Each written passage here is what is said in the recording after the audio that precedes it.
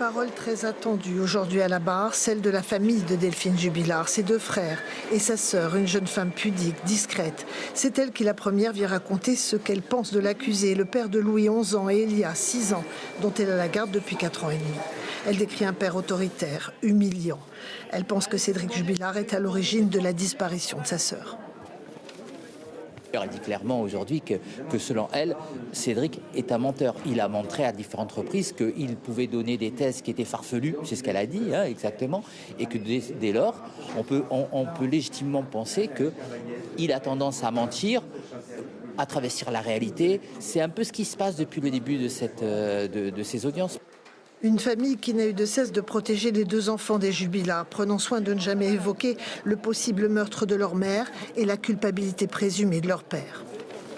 Une famille maternelle qui est très présente, très soutenante, qui n'est pas dans la critique de Cédric Jubilard, qui ont préservé un enfant pendant des années au quotidien sans critiquer le père.